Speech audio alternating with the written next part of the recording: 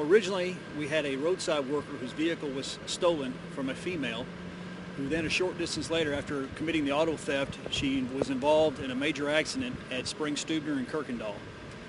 After being involved in the major accident, she fled from that scene on foot and ended up committing a carjacking in the driveway of a residence where a person was working on their vehicle. I was in the car, waxing my car. I saw her come from the side of my house, and she got in the car. I told her to get the hell out of my car. I didn't know what she was doing. And then she mumbled something to me about an accident, and I noticed she wasn't going to listen to me, so I opened the door, and I reached for the keys to take out the keys out of the ignition, and that's when she finally got my car in gear. And then she dragged me, because the door was by the door because it was still open, to the end of my driveway, and half my body was underneath the car already, and I know she started turning it, so I was either going to get run over or I need to roll out. So I rolled out, got in my yard, and that's when she took off, and apparently she went on a spree and hit a bunch of other cars as well. So that was my baby, but like I said, she's lucky my real baby was not in that car, or she wouldn't be alive. So did you get hurt at all? Or? Yeah, she scraped me a little bit, but it's okay. I'm alive. That's the important thing. Yeah. All right, appreciate it. Yeah, from there, the Precinct 4 Constable's Office became engaged in a vehicle pursuit eastbound on 2920 from that location. They continued their pursuit until they got to I-45. When the pursuit went northbound on I-45, one of our units intercepted the pursuit at I-45 and 2920. They were following the Precinct 4 Constable's Office, who disengaged from the pursuit at Woodlands Parkway. Our units continued in the pursuit, well, the one unit continued in the pursuit until other units could catch up to it.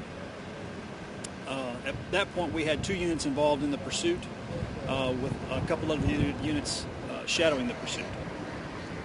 At that point, the pursuit continued northbound on 45 until they reached 242, where the driver of the suspect involved in this pursuit collided with a citizen's vehicle in the intersection of 242, the northbound feeder road of 242 and I-45.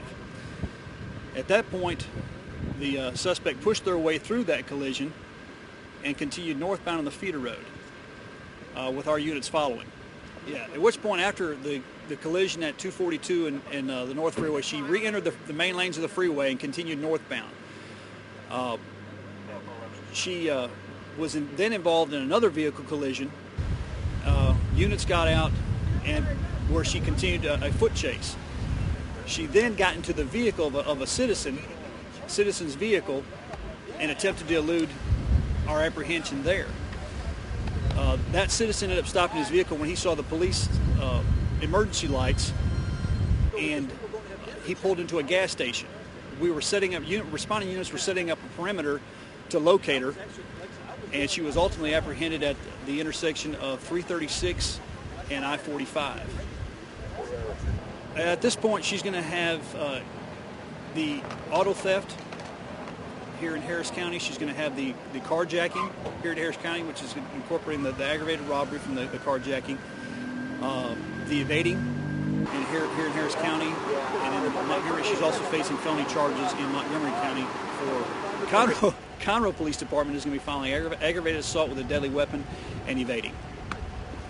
We're very lucky, and I think everyone's very fortunate that, based on her actions, that no one was seriously injured. Well, like my car went up in here, but maybe they don't get it. Would you just feel it on something or what? Oh yeah, it's like no warning whatsoever. Like soundproof. You can't hear you. And that's why I kind of kept driving. I can't hear you.